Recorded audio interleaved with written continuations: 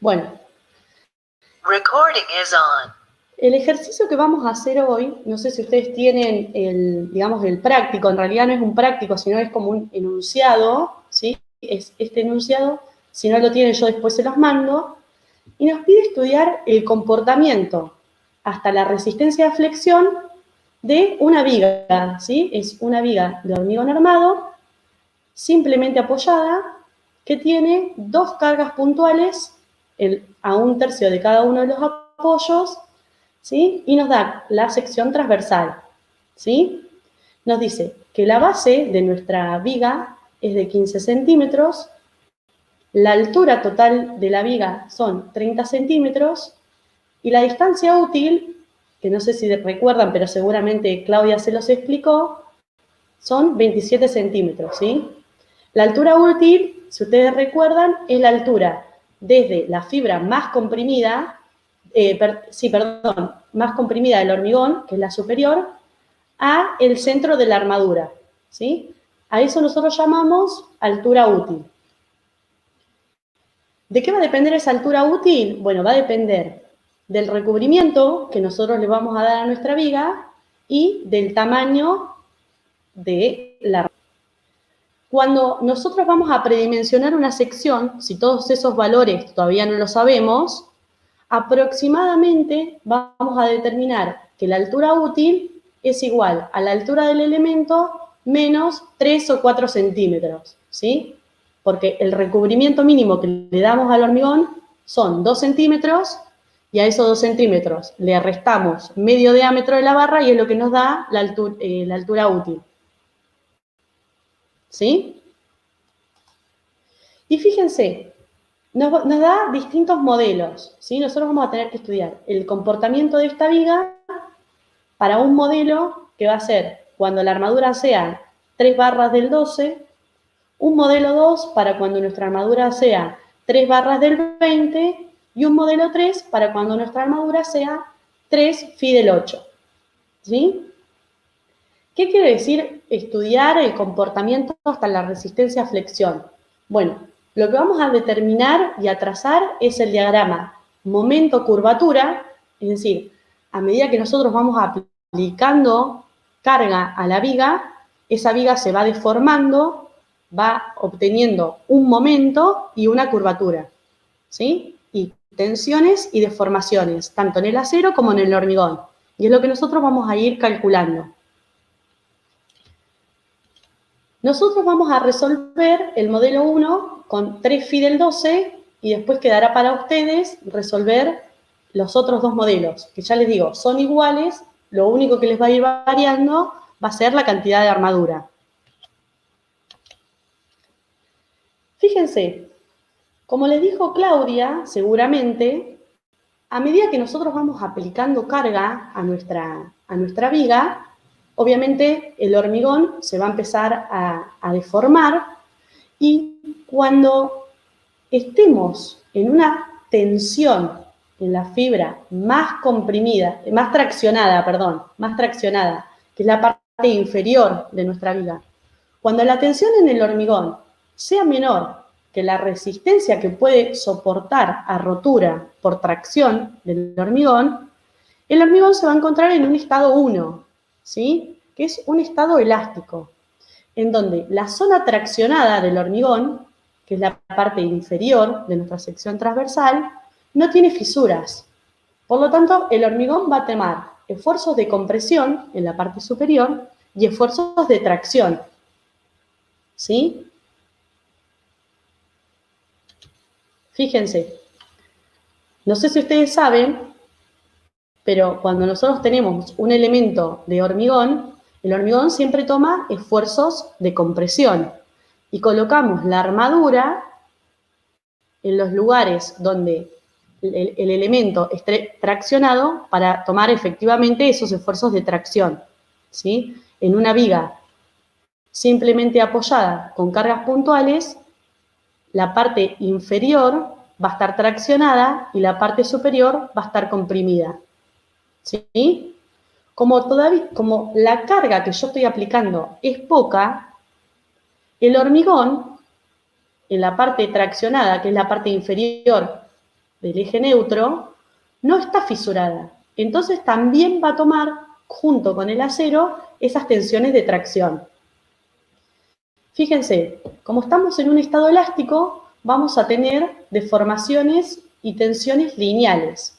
Vamos a tener deformación en el acero, acá, ¿sí? En correspondencia con el acero, vamos a tener una deformación en el acero y vamos a tener una deformación en el hormigón, que la llamamos epsilon C por concreto, ¿sí?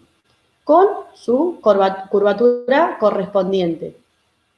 Y vamos a tener esfuerzos de compresión en el hormigón, que la llamamos FC, y también esfuerzos de tracción en el hormigón, porque decimos que no está fisurado, y un esfuerzo de tracción que va a tomar el acero. ¿Sí? Fíjense, vamos a tener una posición del eje neutro, y desde el eje neutro hasta la fibra más comprimida, vamos a llamar esa distancia IG, y a la fibra más traccionada de hormigón, vamos a llamar esa distancia IT. Entonces, ¿qué tenemos que hacer nosotros? Tenemos que determinar el momento y la curvatura correspondiente a este estado de carga.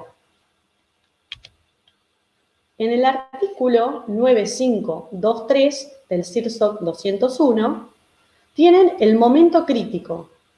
¿A qué llamamos momento crítico? Al momento para el cual todavía la tensión de tracción acá en el hormigón no alcanza a superar la tensión máxima de rotura por tracción. ¿Sí? El momento crítico va a ser igual a esa tensión FR de tracción que puede soportar el hormigón por la inercia bruta de mi sección transversal sobre IT, que es la distancia del eje neutro a la fibra más traccionada. Y la curvatura correspondiente a este momento crítico es igual al momento crítico sobre el módulo de elasticidad del hormigón por la inercia bruta. ¿Sí? Bueno, lo que vamos a ir haciendo ahora es ir determinando cada uno de estos factores para poder reemplazar y obtener el momento crítico y la curvatura crítica para este estado de carga 1. ¿Sí? En el mismo artículo van a obtener FR, que es la resistencia a tracción del hormigón. Y les dice que es 0,625 por la raíz de F'C. Fíjense cuánto, o sea, la resistencia a compresión del hormigón, dijimos que íbamos a usar un hormigón H25. Fíjense que la resistencia a tracción del hormigón es de apenas 3,12 megapascales, frente a lo que resiste a compresión de 25 megapascales. ¿Sí? Bien. Ahora lo que tenemos que determinar es la inercia, ¿sí?, de la sección transversal con respecto siempre al eje neutro, sin considerar la armadura. Para eso, lo que vamos a hacer es, esta definición de inercia se las da el reglamento, ¿sí? En el reglamento, cuando les da la ecuación del momento crítico, les dice que IG es el momento de inercia de la sección total respecto al eje neutro sin considerar la armadura. Para eso, lo que vamos a hacer es determinar un área homogeneizada, que la vamos a llamar AH, que está en el libro Nilsson, que se los mencionó Claudia, en la página 67. Y fíjense, el área de hormigón de la sección transversal nuestra es la base por la altura, ¿sí? Lo que dice el libro Nilsson es que para considerar el momento de inercia sin considerar la armadura, ¿qué es lo que vamos a hacer? Al área de hormigón, que es base por altura, le vamos a restar el área de acero, ¿sí? Que sería, al área de acero la llamamos AS. Pero vamos a sumar unos rectangulitos acá, ¿sí? Que va a ser el área de acero que nosotros le restamos multiplicada a un factor n, y ese factor n es una relación modular. Es el módulo de elasticidad del acero sobre el módulo de elasticidad del hormigón, ¿sí? A esto nosotros vamos a llamar área homogeneizada. Entonces, fíjense, en el artículo 851 del CIRSOC les dice que el módulo de elasticidad del hormigón, el EC, es igual a 4700 por la raíz de F'C. Como nuestro hormigón es un H25, fíjense que el módulo de elasticidad del hormigón nos da 23.500 megapascales. Y en el artículo 852 nos dice que el módulo de elasticidad del acero son 200.000 megapascales. Entonces calculamos N como el módulo de elasticidad del acero sobre el del hormigón y nos da 8,51. ¿Hasta acá alguna duda? Cualquier cosa me van parando, chicos, si voy muy rápido. Entonces, ¿ahora qué me falta determinar? Fíjense, de la ecuación del momento crítico teníamos FR, que ya lo calculamos, IG, que es la inercia bruta, que ahora la vamos a determinar, y IT, ¿sí? Que era la distancia del eje neutro a la fibra más traccionada. Entonces lo que vamos a hacer ahora es determinar IG, que es la distancia del eje neutro a la fibra más comprimida, y para eso vamos a tomar inercia con respecto a la fibra de hormigón comprimida más alejada. Y vamos a ir de a partes. Fíjense. El área de hormigón homogeneizada, que es esta que yo les marco acá rayadito, por la distancia del eje neutro a la fibra más comprimida, que es IG, ¿a qué va a ser igual? Va a ser igual al área de la sección transversal rectangular, ¿sí? Que es base por altura, por la distancia al cuadrado, ¿sí? O sea, es por h sobre 2. ¿Lo ven a eso? Sí, Más, sí. ¿sí? Más esto, que fíjense que si nosotros del área homogenizada sacamos factor común AS, nos queda AS por N-1, ¿sí? Esto, que sería el área de estos rectangulitos que colocamos acá, ¿sí? AS por N-1 por la distancia de la fibra más comprimida, que es D. ¿Sí? Estamos haciendo que el área de la sección homogeneizada por la distancia del eje neutro a la fibra más comprimida es igual al área del rectángulo por la distancia a la fibra más comprimida más el área de estos rectangulitos que colocamos acá por la distancia de la fibra más comprimida. ¿Sí? Entonces, fíjense, nosotros queremos determinar IG. D y H lo conocemos. N lo conocemos. D lo conocemos. AS lo vamos a determinar, porque en realidad sabemos cuántos phi, qué armadura vamos a poner, ¿no es cierto? Entonces, fíjense, no sé si ustedes vieron ya alguna tabla de acero. Esta es una tabla de Acinda, que la vamos a usar de acá a lo largo de toda la materia.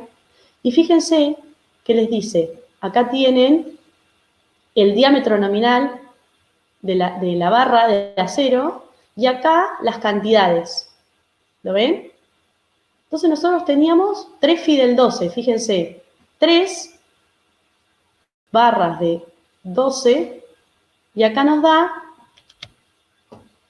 la armadura. ¿Sí? ¿Eso se dan cuenta cómo utilizar la tabla? Entonces, de acá obtengo que AS es igual a 3,39 centímetros cuadrados. ¿Sí? es el área de los 3 círculos de diámetro de 12 milímetros, ¿sí?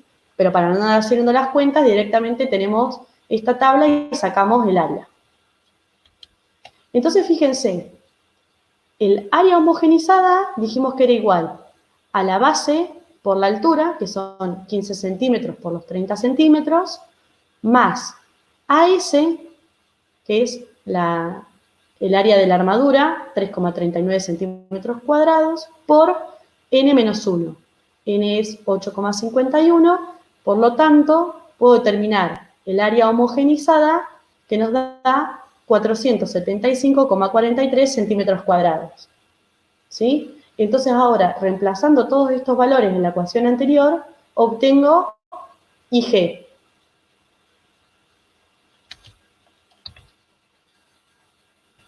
Fíjense, IG dijimos que era el área homogeneizada igual a los 15 centímetros, que es la base, por 30 centímetros al cuadrado sobre 2, más n-1 por el área de hormigón por D, que son 27 centímetros. Entonces de acá despejamos que IG es igual a 15,64 centímetros. Entonces, lo que vamos a determinar ahora es la inercia bruta del área homogeneizada. Para eso tenemos que aplicar Steiner, y no sé si se acuerdan, de estabilidad 1, algunos no me digan que no porque los tuve de alumnos. Entonces se acuerdan que con Steiner decíamos que la inercia de una sección compuesta era la inercia del rectángulo, que es base por altura cubo sobre 12, ¿sí? Más la inercia del rectángulo, que es base por altura, ¿por quién? Estamos haciendo inercia respecto al eje neutro. Entonces es la distancia al cuadrado. Y la distancia va a ser h sobre 2 menos IG al cuadrado. ¿Sí? Más el área de esos cuadraditos que colocamos de sección homogenizada, que es AS por n-1, por la distancia del eje neutro al cuadrado, que es D menos IG al cuadrado. ¿Sí? Esta es la inercia de la sección homogeneizada respecto al eje neutro. ¿Sí? Entonces, fíjense, reemplazando todos los valores, obtenemos que la inercia bruta de la sección homogeneizada es 37.219,78 centímetros a la cuarta.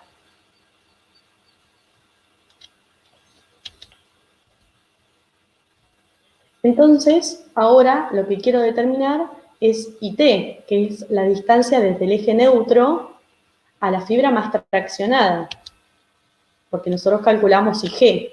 Entonces, IT va a ser igual a la altura útil del hormigón menos IG. Entonces, sacamos que la distancia del eje neutro a la fibra más traccionada es 14,36 centímetros.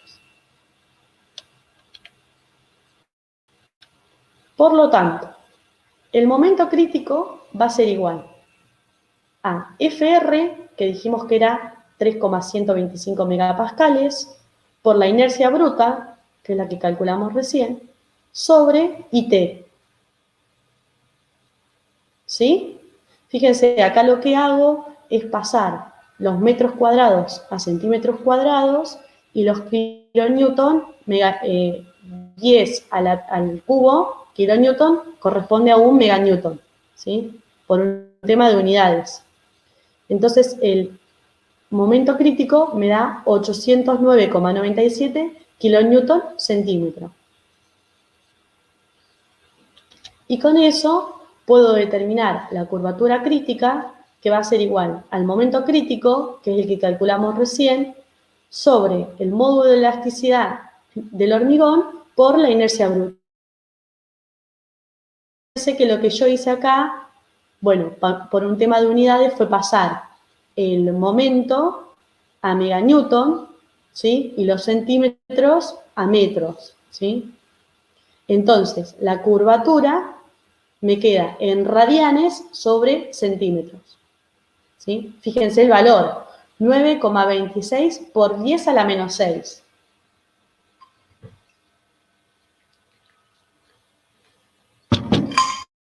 Bien, ¿y qué nos falta entonces ahora determinar? Ya tenemos el momento, tenemos la curvatura, dijimos que teníamos que calcular las tensiones y las deformaciones, ¿sí? Entonces, como se cumple la ley de Hooke, porque estamos en un comportamiento lineal de los materiales, fíjense, la deformación en el hormigón, que es esta de acá arriba, la vamos a determinar por relación de triángulos como la curvatura crítica por esta distancia, que es IG. ¿Se dan cuenta? La tangente de un ángulo es igual al cateto opuesto sobre el adyacente.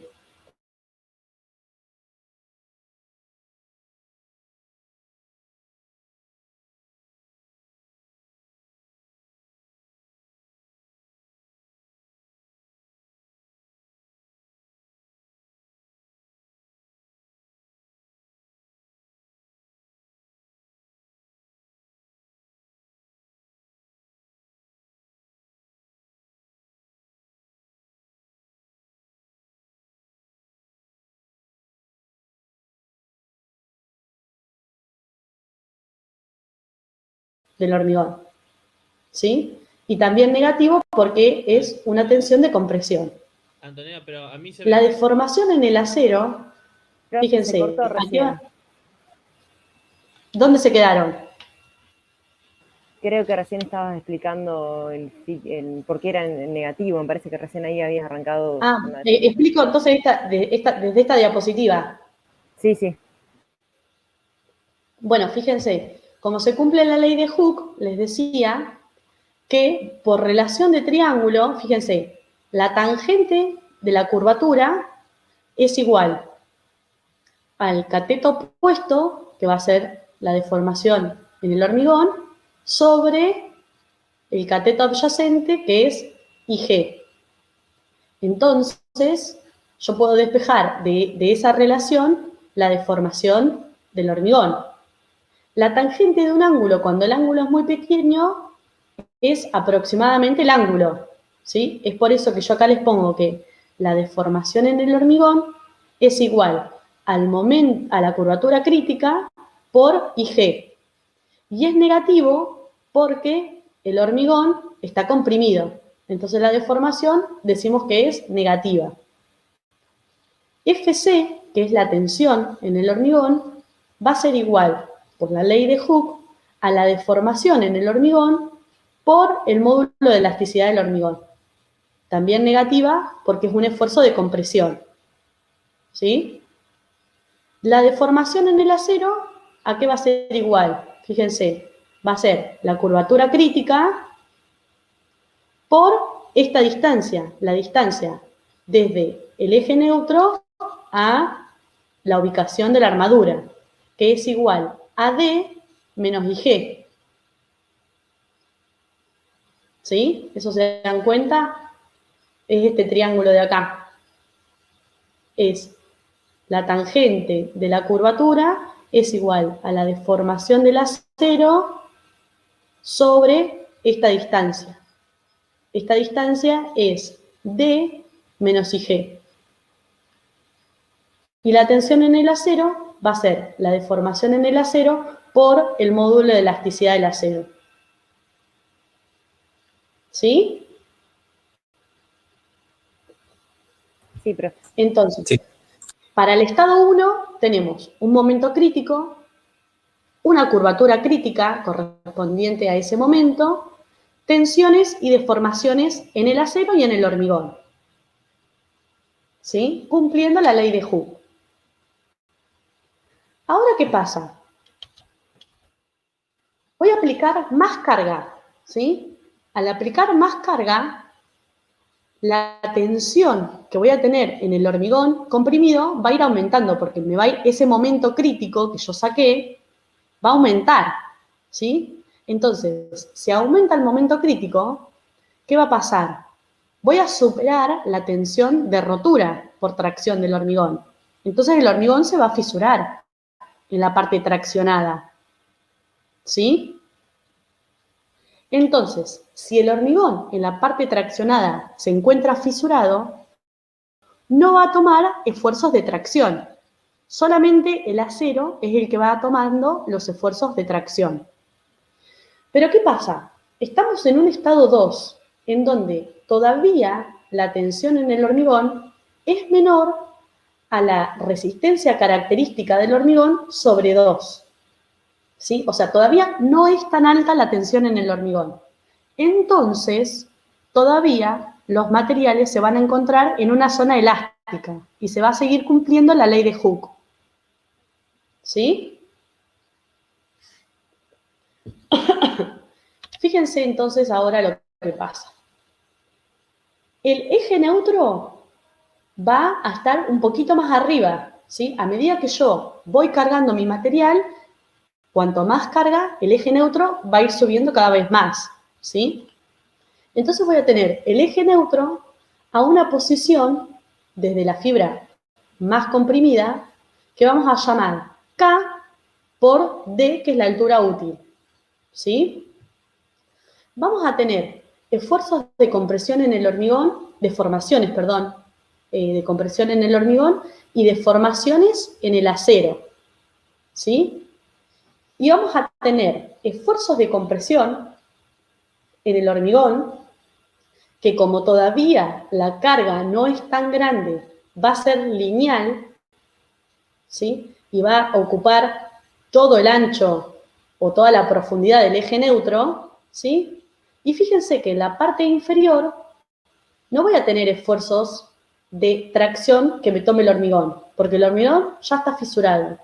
Entonces, es el acero el único que va a tomar los esfuerzos de tracción. ¿Sí?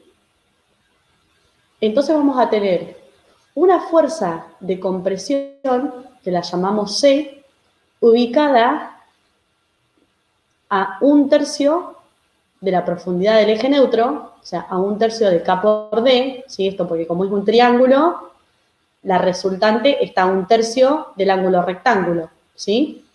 Entonces, mi esfuerzo de compresión va a estar a 1/3 de K por D. Y voy a tener un esfuerzo de tracción, ¿sí? A esa distancia, entre la fuerza de tracción y la fuerza de compresión, la llamamos Z y es el brazo de palanca, ¿sí?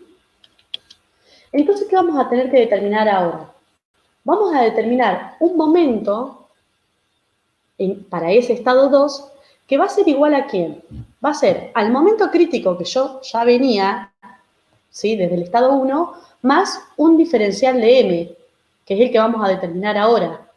¿Por qué? Porque una vez que nosotros empezamos a cargar la viga, nosotros no vamos a descargarla y volverla a cargar para llegar al estado 2, sino que vamos aumentando la carga, entonces al momento crítico que ya teníamos, le tenemos que sumar un diferencial de momento hasta llegar al momento, digamos, que va a resistir en el estado 2.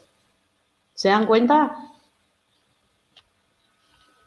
Este diferencial de momento va a ser igual al diferencial de esfuerzo en el hormigón por una inercia, que fíjense que ahora en vez de ser IG de inercia bruta, es una inercia fisurada, porque mi sección transversal está fisurada, sobre, y ahora la posición del eje neutro es KD, ¿sí? K por D. Y entonces, en correspondencia con ese momento, vamos a tener una curvatura que va a ser igual a la curvatura crítica más un diferencial de curvatura. Ese diferencial de curvatura es igual al diferencial de momento sobre el módulo de elasticidad del hormigón por la inercia fisurada. ¿Sí? Entonces ahora lo que tenemos que ir haciendo es ir encontrando cada uno de estos términos. ¿Sí? Fíjense, el diferencial de esfuerzo en el hormigón ¿cuál va a ser? Bueno, dijimos que como máximo vamos a estar en F'C sobre 2. Entonces, el diferencial de fuerza va a ser F'C sobre 2 menos la tensión de rotura-tracción, ¿sí? Porque desde esta tensión, de la tensión de rotura hasta esta, es que vamos a estar en el estado 2, ¿sí? Entonces, si mi F'C es 25 megapascales, F'C sobre 2 nos da 12,5 megapascales, a eso le restamos la tensión de rotura-tracción del hormigón, que es 3,125, y obtenemos el diferencial de esfuerzo de 9,38 megapascales. ¿Sí? Bien, ahora, para determinar la posición del eje neutro, K por D, lo que vamos a hacer es igualar el momento estático del área traccionada con el momento estático del área comprimida. ¿Por qué? Porque se supone que nuestra sección está en equilibrio, ¿sí? Entonces, fíjense, vamos a hacer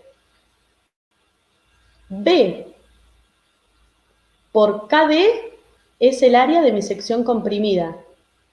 Por la distancia al eje neutro me da el momento de inercia de esta sección respecto al eje neutro. Entonces va a ser B por KD es el área. Por la distancia al eje neutro es KD sobre 2. ¿Sí? Ese momento de inercia de la sección comprimida lo igualamos al momento de inercia de la sección traccionada. ¿Qué va a pasar ahora? ¿Se acuerdan que la sección traccionada, dijimos que era del área homogeneizada, era AS por N menos 1? Pero ahora los rectangulitos esos que colocamos nosotros de hormigón acá, están fisurados. Entonces, el área traccionada solamente va a ser AS por N. ¿Sí? Anto, una consulta. Dijiste Sí. la distancia del eje neutro KD sobre 2. ¿Quisiste referirte a baricentro de esa sección?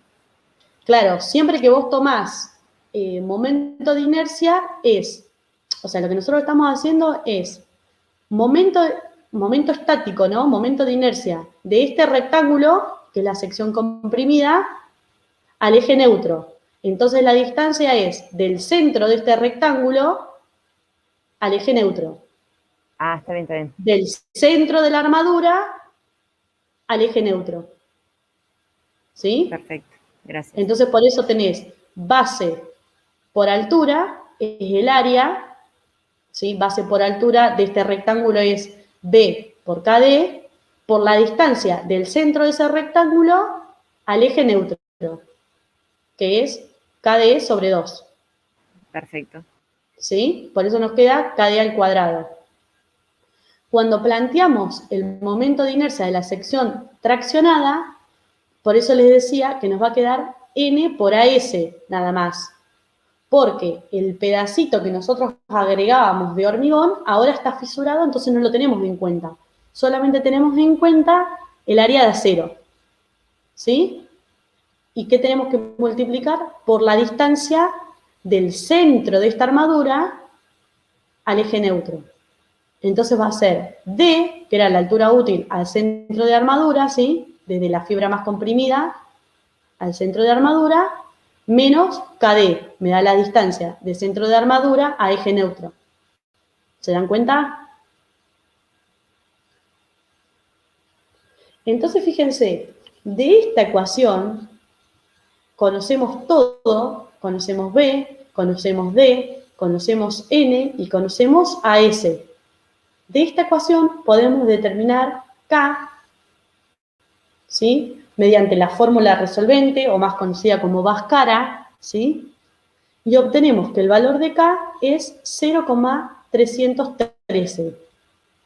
Cuando ustedes calculen ese valor, van a obtener dos valores y se van a dar cuenta que uno lo van a poder descartar porque o les da negativo o porque es un valor más grande que la altura total de la sección transversal, ¿sí? No van a tener dificultad en eso.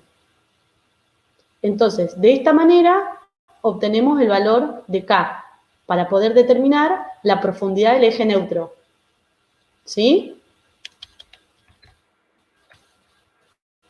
Bien, entonces ahora tenemos que determinar el momento de inercia de la sección fisurada. ¿Sí? Yo ahí se las pongo para que lo vayamos viendo. Fíjense, nuevamente vamos a tener que hacer Steiner. La inercia de un rectángulo dijimos que es base por altura al cubo sobre 12. ¿Sí? Base por la altura, ahora nuestra altura útil es KD, porque todo lo demás está fisurado. ¿Sí? ¿Más quién? Más, por Steiner, ¿no? El área de mi rectángulo, que es B por K por D, por la distancia desde el baricentro de este rectángulo al eje neutro al cuadrado. ¿Sí? No sé si se acuerdan de Steiner, pero es el área de una sección propia de un rectángulo, de un círculo, un triángulo, la que ustedes tengan, más el área de esa figura por la distancia al cuadrado, la sumatoria. ¿Sí? Entonces, fíjense, es la inercia propia del rectángulo. ¿Sí? Base por la altura al cubo sobre 12. Mi altura dijimos que era KD. ¿Más quién? Más el área de este rectángulo, que es base por K por D, por la distancia desde el baricentro del rectángulo hasta el eje neutro, que es K por D sobre 2, al cuadrado. ¿Más quién? Más el área de la armadura, que dijimos que era AS por N, por la distancia del centro de la armadura al eje neutro al cuadrado. La distancia esa es D menos K por D. ¿Sí? Ahora ya conocemos todo. Entonces, podemos reemplazar esos valores y fíjense que nos da que la inercia fisurada es de 12.943,73 centímetros a la cuarta. Obviamente que esta inercia fisurada nos tiene que dar menos que la inercia de la sección bruta homogeneizada, ¿sí? Porque a medida que yo voy aplicando carga, el hormigón se fisura y la inercia se modifica. ¿Sí? Entonces, fíjense, ahora tenemos todo para determinar el diferencial de momento, ¿sí? Reemplazamos, dijimos que era el diferencial de esfuerzo por la inercia fisurada sobre K por D, ¿sí? Bueno, acá nuevamente multipliqué y dividí por las unidades y me da que el diferencial de momento es 1436,66 kilonewton centímetro. Entonces, el momento en el estado 2 va a ser igual al momento crítico más este diferencial de momento. ¿Sí? Y lo mismo hacemos con el diferencial de curvatura.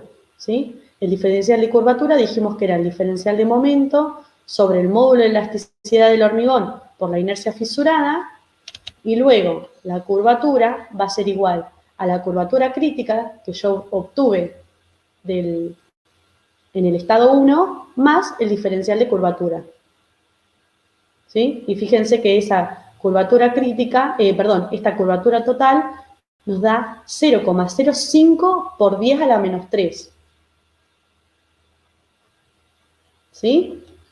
Entonces, ahora, ¿qué tenemos que hacer? Ya tenemos el momento y la curvatura para el estado 2, tenemos que determinar las tensiones y las deformaciones en el acero y en el hormigón. Y como decimos que seguimos en un estado elástico, estamos todavía cumpliendo con la ley de Hooke. Entonces, fíjense, otra vez, por relación de triángulo, decimos que el diferencial de deformación en el hormigón es igual a menos, porque está comprimido, el diferencial de curvatura por la profundidad del eje neutro, que es K por D. ¿sí? Entonces, la deformación en el hormigón, ¿a qué va a ser igual? A la deformación que yo obtuve en el estado 1 más el diferencial de deformación. ¿Sí? Y la tensión, entonces, en el hormigón, como se cumple la ley de Hooke, es igual a la deformación en el hormigón por el módulo de elasticidad del hormigón. Fíjense que estamos en, la tensión acá del hormigón es menos 12,78. Es prácticamente menos, o sea, estamos ahí, pero porque son cuestiones de hipótesis y de simplificación, pero es la mitad de F'C. ¿Se acuerdan que dijimos que la tensión en el hormigón tenía que ser menor a F'C sobre 2, que nos daba 12,5? Bueno, fíjense que por todo esto de las aproximaciones y las hipótesis de cálculo, es apenas un poquito superior. ¿Sí? Anto, Y entonces, la deformación del hormigón es la deformación en el estado 1 más el delta de ahora, ¿dijiste? La deformación en el hormigón, esta de epsilon C, va a ser igual a esta deformación que sacamos en el estado 1, más el de epsilon, o sea, más el incremento de la deformación. Cuando vos ya tenés este valor total de deformación del hormigón, sacás que la tensión en el hormigón va a ser igual a esta deformación, que es la del estado 1, más el incremento de deformación por el módulo de elasticidad del hormigón. Perfecto, gracias. ¿Sí? Cuando hacemos el diferencial de deformación del acero, va a ser igual al diferencial de curvatura, ¿sí? Por esta distancia. O sea, la distancia de la fibra de donde se encuentra la armadura al eje neutro, que es D menos KD. Entonces, la deformación en el acero va a ser igual a la deformación que obtuve en el estado 1 más este incremento de deformación. ¿Sí? Entonces, el esfuerzo en el acero va a ser igual a la deformación del acero por el módulo de elasticidad del acero. Y fíjense que el esfuerzo en el acero me da 196,24 megapascales. Esto es menor a FI, que no sé si recuerdan, pero la tensión de fluencia de un acero 420 es igual a 420 megapascales. ¿Sí? O sea que el acero en el estado 2 se encuentra muy por debajo de su límite de fluencia. ¿Sí? ¿Hasta acá vamos? ¿Alguien tiene alguna duda? Cuando escucho silencio es que supongo que entendieron todo, entonces sigo. ¿Sí? Sí, seguimos. Una pregunta no sé, capaz que media pava, pero una pregunta. El signo menos sería porque el hormigón como que se comprime, entonces sería como que se achica esa longitud que se comprime. Tal cual. Por así decirlo. Tal cual. Lo que nosotros decimos que los esfuerzos de tracción son positivos, entonces claro, son deformaciones positivas porque se alarga, digamos, sí. Y los esfuerzos de compresión los tomamos como negativos y se achican las fibras. Entonces, ¿sí? No, y no sientan que sean preguntas pavas, porque nada es pavo. Igual que los momentos de inercia y la ley, el método de Steiner, por ahí son cosas que ustedes ya vieron, pero que quedaron medias perdidas. Y bueno, por eso les digo que esto es como, por eso todo esto es de repaso. Y bueno, esto ya no sería de repaso porque estamos viendo bien el comportamiento del hormigón, pero hay muchas cosas que ustedes ya vieron, pero bueno, que uno se olvida y para eso estamos para refrescar. Igual que la ley de Hooke, por ahí no se acuerdan cómo es la ley de Hooke. Entonces, bueno, estamos acá para charlarlo y cualquier duda que tengan me van parando. Por ahí yo voy muy rápido, no es lo mismo que cuando lo hago en el pizarrón, que lo voy viendo y vamos calculando juntos. por ahí así tirarle los números les es más difícil. Así que me van parando. ¿Sí? Seguimos entonces.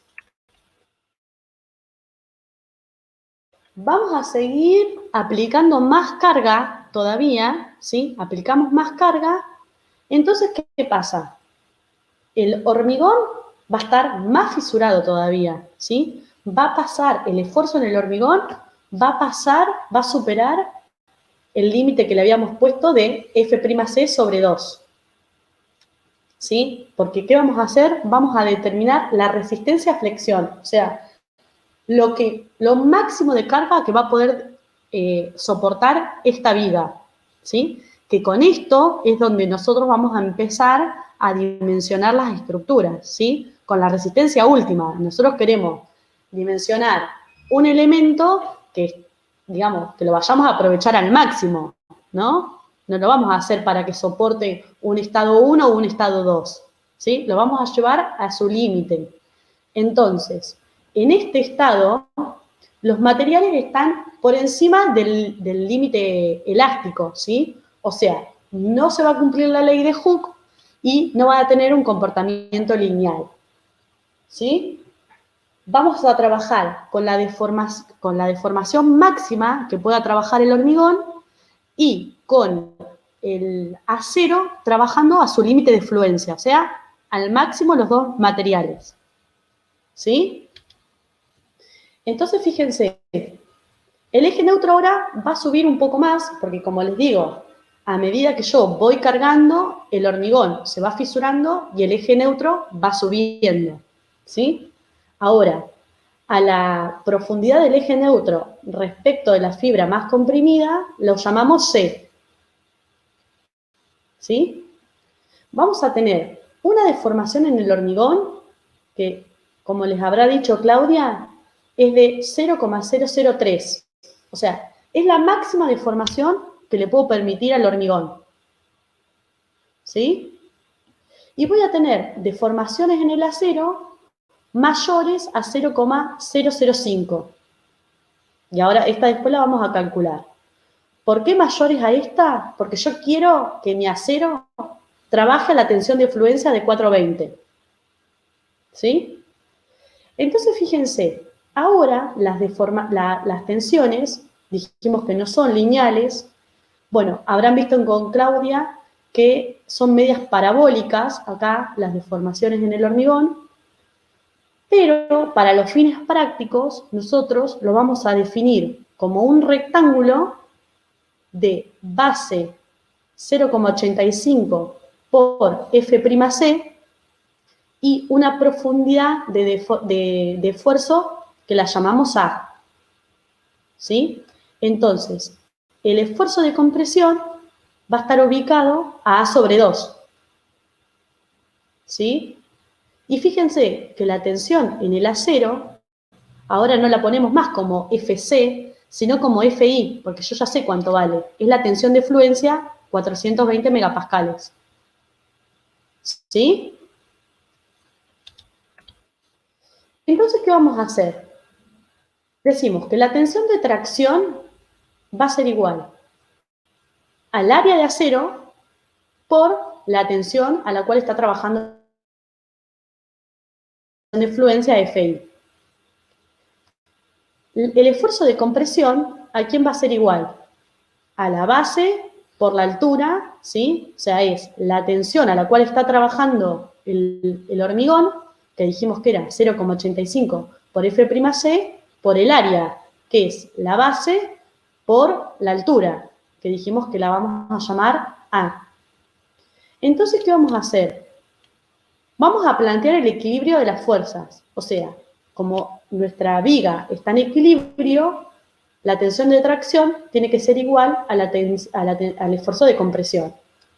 Entonces, fíjense, AS por FI tiene que ser igual a 0,85 por F'C por B por A. Todo esto ya lo conocemos. AS lo conocemos. FI dijimos que son los 420. F'C son 25 megapascales y la base de nuestra viga son 15 centímetros. Entonces, de acá determinamos A, que es igual a 4,467 centímetros. ¿Sí?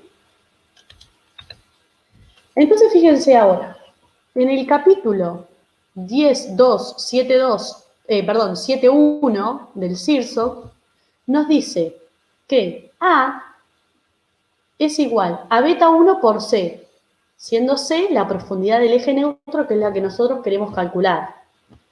Y nos dice que beta 1 para hormigones con un F'C menor o igual a 30 megapascales es igual a 0,85. ¿Sí? Entonces, decimos que A es igual a 0,85 por C. Como A ya lo tenemos, podemos determinar la profundidad del eje neutro, ¿sí? Que va a estar a 5,26 centímetros. Fíjense, a medida que en el estado 1, a qué profundidad estaba el eje neutro, en el estado 2, a qué profundidad teníamos el eje neutro, que era K por D, y ahora, en el estado último, cómo fue subiendo el eje neutro, ¿sí? Es decir, que cada vez se va achicando más la inercia o la sección de hormigón, ¿sí? Porque cada vez se va a ir fisurando más. Entonces, fíjense, nosotros tenemos la deformación del hormigón, ya la sabemos. Dijimos que era 0,003, la deformación máxima. Entonces, la curvatura la podemos determinar como la deformación en el hormigón sobre la profundidad del eje neutro C, que es la que calculamos recién. Y el esfuerzo en el acero ya lo conocemos, porque dijimos que era 420.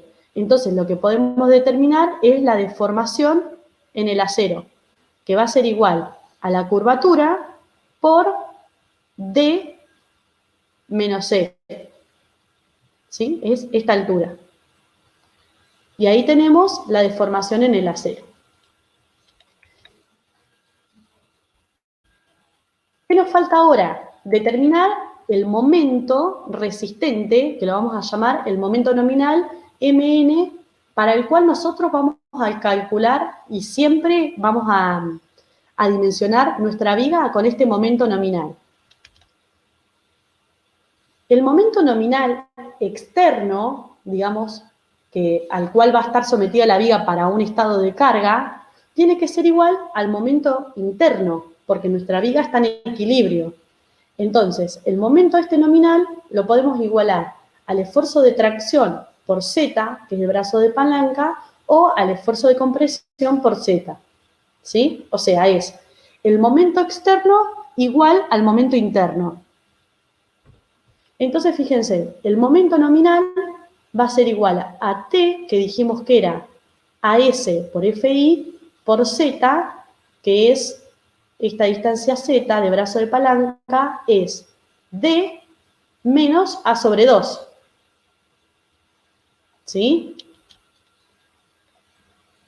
Despejando, bueno, ahí ya tenemos todos los valores, obtenemos que el momento nominal es 3.526,25 kilonewton centímetro. Y, como habrán visto con Claudia, siempre a ese momento nominal nosotros lo vamos a multiplicar por un factor que va a depender de las solicitaciones, o sea, para corte van a tener un coeficiente, para flexión van a tener otro coeficiente y para torsión van a tener otro coeficiente, ¿sí? Que fíjense, nuestro momento último, que es para el cual nosotros vamos a dimensionar nuestra viga, va a ser igual al momento nominal que sacamos recién por phi, y este factor para flexión es 0,9. ¿Sí? Entonces, este es el momento nominal máximo que va a poder soportar mi viga. ¿Sí? Entonces, fíjense, acá les presento un diagrama de momento en I curvatura en X. Fíjense, en el punto A, este punto A es el momento crítico y la curvatura crítica que nosotros determinamos, ¿sí? O sea, para cuando nuestro elemento está trabajando en el estado 1. El hormigón no se encuentra fisurado, toma esfuerzos de tracción. El punto B es el punto que determinamos del estado 2, con su momento y curvatura correspondiente, ¿sí? Sigo con un comportamiento lineal, fíjense, pero se me achica la pendiente, ¿por qué? Porque se me achica la inercia de la sección. O sea, ahora en vez de tener la inercia de la sección fisurada, la inercia del área homogeneizada, voy a tener una inercia de el área fisurada que es menor. Por eso este cambio de pendiente, ¿sí? Y el punto D es el punto que nosotros calculamos recién. Es el momento nominal que determinamos recién con su correspondiente curvatura, ¿sí? Es para el cual, digamos, mi viga va a resistir hasta la falla, ¿sí? Es en este punto donde nosotros siempre vamos a dimensionar.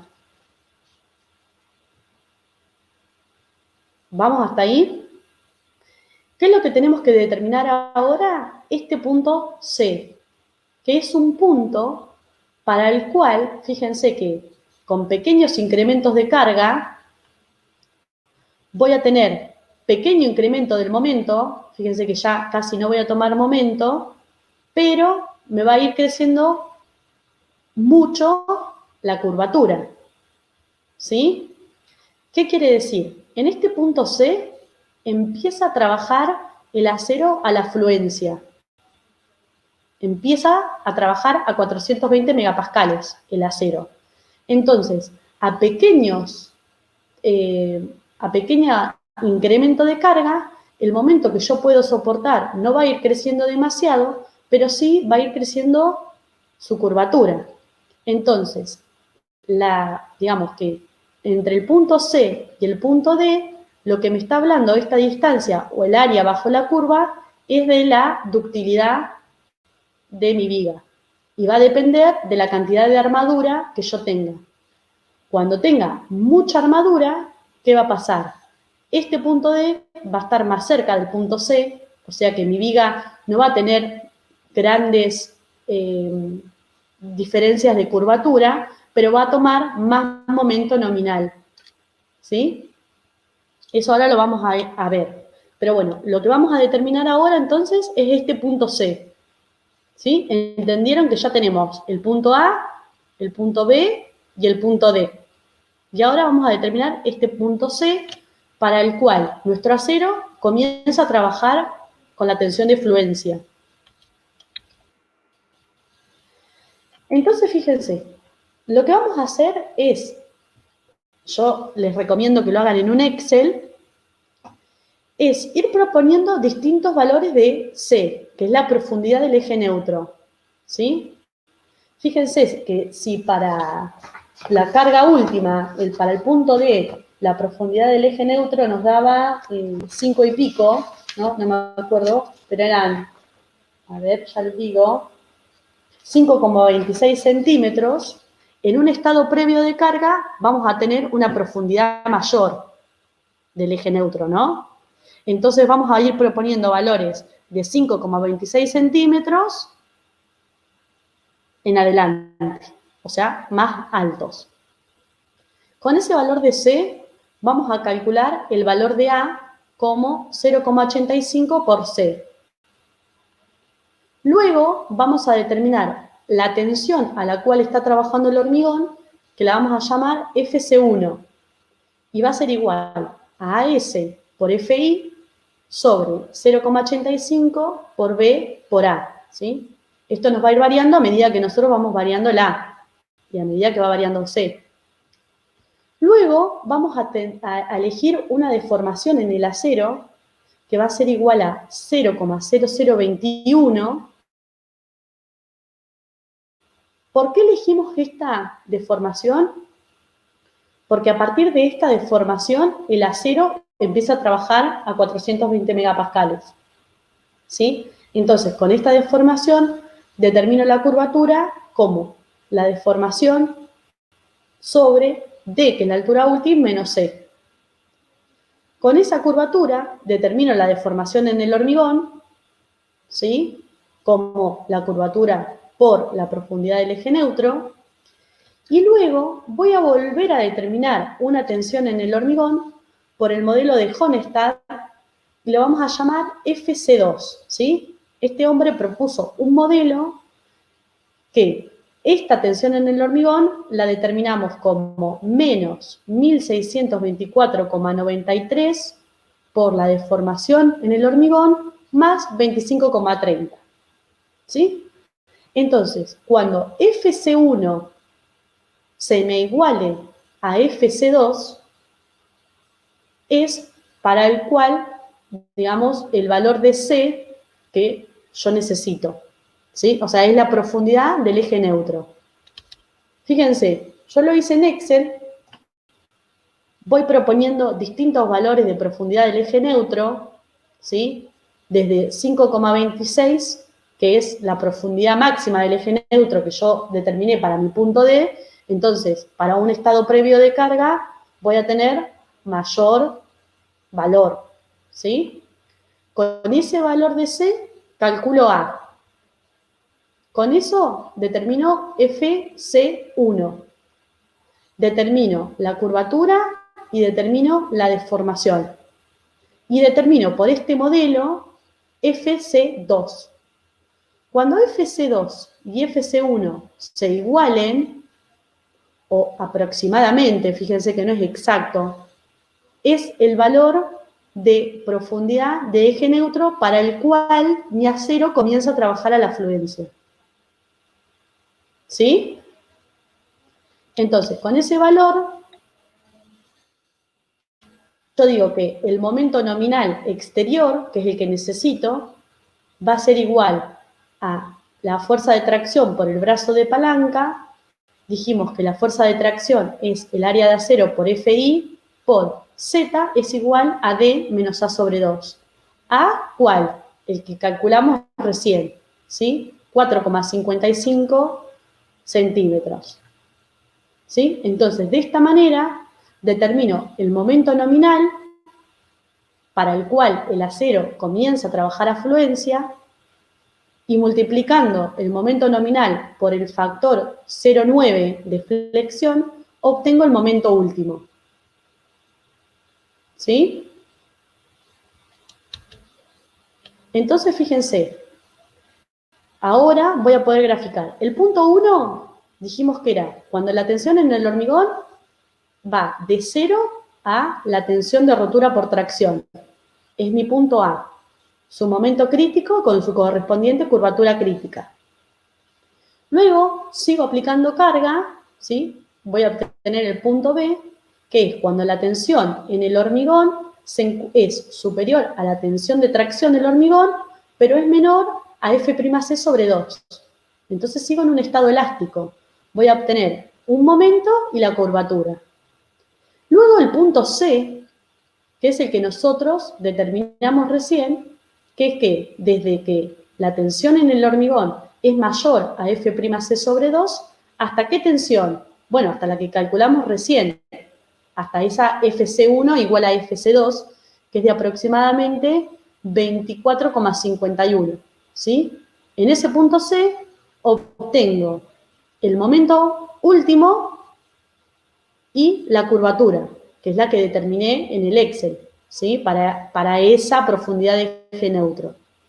Y luego sigo aplicando carga, la tensión en el hormigón supera la tensión F'C sobre 2, entonces voy a estar en el estado último, que es el hormigón, que es el momento último que determinamos para la resistencia a flexión con su correspondiente curvatura. ¿Sí? Entonces, fíjense, si yo grafico, nosotros hicimos el modelo 1, el modelo 1 que eran 3 phi del 12, que es la línea verde. Fíjense, estoy graficando momento, curvatura, tenemos el punto A, donde el hormigón se encuentra en estado 1, sin fisurar. El punto B sería este, para el cual se encuentra en un estado 2. Este punto C, que es el que determinamos recién, para el cual el acero comienza a trabajar afluencia, y el punto D, que es la rotura última, fíjense, bueno, acá no lo vemos por la escala, porque es un montón, ¿sí? La curvatura. Entonces, fíjense lo que les decía, la distancia entre el punto C y el punto D es lo que nos da la ductilidad de nuestra viga. Fíjense que para el modelo de 3Fi del 20, que es este en rojo, la ductilidad que nosotros tenemos, o sea, el acero empieza a trabajar a fluencia y con un pequeño incremento de carga ya se encuentra en su estado último, ¿sí? Pero, fíjense, absorbe mucho más momento que una viga con 3Fi del 12. Pero una viga con 3Fi del 12 es mucho más dúctil que una viga con 3Fi del 20. ¿Sí? Es decir, que cuanto más acero tengo en mi viga, voy a poder obtener un momento último mayor, es decir, mi viga va a resistir más carga, pero va a tener menos ductilidad.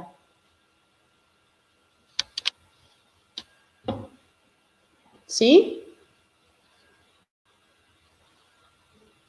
Lo que nosotros hacemos en hormigón es dimensionar los elementos estructurales para que, digamos, haya, digamos, el mejor dimensionado es que haya un comportamiento intermedio, en que el acero trabaje a la fluencia siempre, ¿sí? Y que la sección de hormigón no sea ni tan grande como para obtener pequeña cantidad de acero, ¿sí? Ni tan chiquita como para poner demasiado acero y que sea menos dúctil, ¿sí? Hay un equilibrio entre la sección de hormigón y la sección de acero que nosotros vamos a tratar de ir compensando.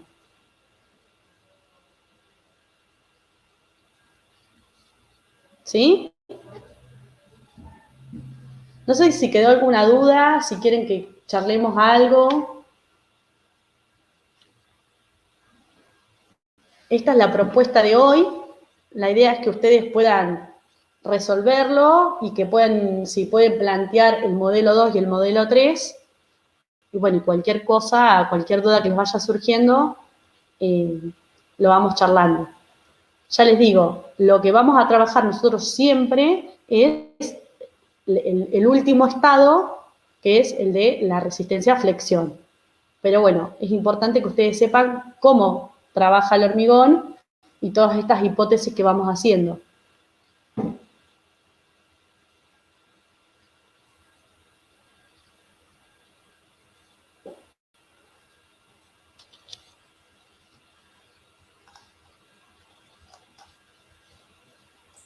Bueno, profe, yo ya no tengo dudas.